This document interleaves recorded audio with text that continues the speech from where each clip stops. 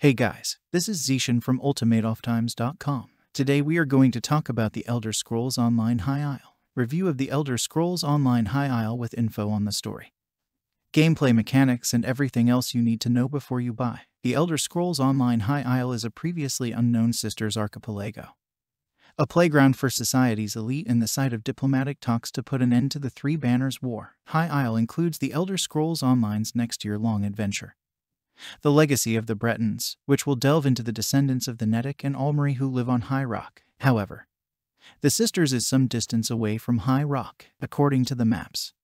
The Elder Scrolls Adventures, Redguard. The archipelago is located in the Abyssinian Sea, roughly equidistant from Hammerfell to the northeast and Somerset Isle to the southeast. The Elder Scrolls Online, an MMORPG developed by Bethesda and ZeniMax Online, continues to grow. The next chapter of the Elder Scrolls Online will be released this summer, taking players to a previously unseen part of Tamriel and focusing on one of the Elder Scrolls franchise's less explored races, the Bretons. High Isle is a location in this year's Elder Scrolls Online year-long adventure, Legacy of the Bretons. The story of High Isle returns to the franchise's storytelling roots, a more grounded, realistic tale of feuding factions, politics, and intrigue. It's a departure from the game's previous chapters, in which players fought demonic invasions and world-ending threats. In High Isle, players will uncover a plot to disrupt secret peace talks organized by the humanitarian organization Steadfast, which could put an end to the game's ongoing three-banner war. The Ascendant Order,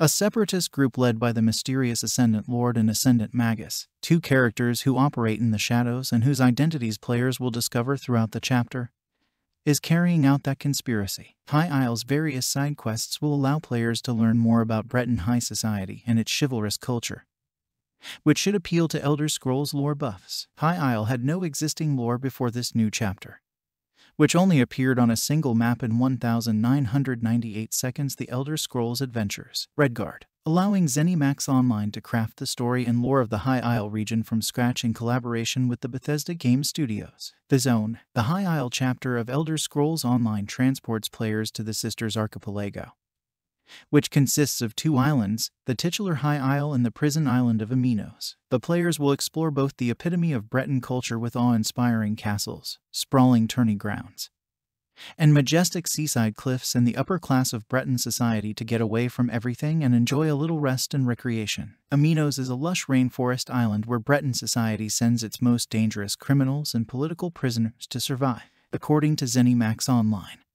The main story of High Isle and its various side quests represent approximately 30 hours of new content. Some of that content includes the pristine Dreadsail Reef, a 12-player trial where players battle a horde of bloodthirsty pirates in a setting similar to the Rockgrove trial, Ember, the Cogiate Sorcerer, Isabel Valois, and the Breton Knight are two new recruitable companions. In addition, High Isle will launch a new world event, Volcanic Vents, where players can participate. Players do not need to level through old content to experience High Isle, as they did in previous Elder Scrolls Online chapters. Instead, they can immediately jump into whatever content interests them the most, including the new High Isle zones. Tales of Tribute, a new in-universe card game, is one of High Isle's most notable additions. Tales of Tribute is a competitive resource-gathering deck builder in which players compete to earn more victory points than their opponent. It plays against various NPCs as part of a PvE storyline or against other players. To begin playing Tales of Tribute, players shuffle 4 patron decks, 2 from each player, and draw from that shared deck of cards. Veterans who unlocked or upgraded more cards will not have a material advantage over newer players as the decks are shuffled together and used by both players. There will be 8 patron decks at launch, each with 20 or so cards that are thematically related and feature unique mechanics. Cards in these decks are boosted by climbing the game's competitive ranks, completing achievements, or engaging in other Elder Scrolls Online activities. When it comes to playing Tales of Tribute, players must gather resources such as coins to buy cards, which can then be played and grant various effects such as giving additional coins, drawing extra cards, and more. In Tales of Tribute, you can win by earning 40 victory points before your opponent or by gaining the favor of all 4 of the game's patrons simultaneously. Each patron has its own set of costs and requirements, making it difficult to please all 4 simultaneously. Aside from the thrill of victory, Tales of Tribute rewards players with gold, consumables, crafting materials, cosmetics, transmute crystals, home furnishings, and other items they can use in other aspects of Elder Scrolls Online. The new companions. A street Kajiat named Ember and an aspiring Breton knight named Isabel will also join the fray, and more dungeons in the DLC story with both new and existing players can access the additional content at any time. New set of mythics. The unique aspect of how we tell stories in Elder Scrolls Online is that we never advance in time, which is a construct of the player. And the player's journey through the world is a construct of time. Lambert elaborated. That may sound strange, but it allows us to have players come in at any point in ESO's history and jump into the story.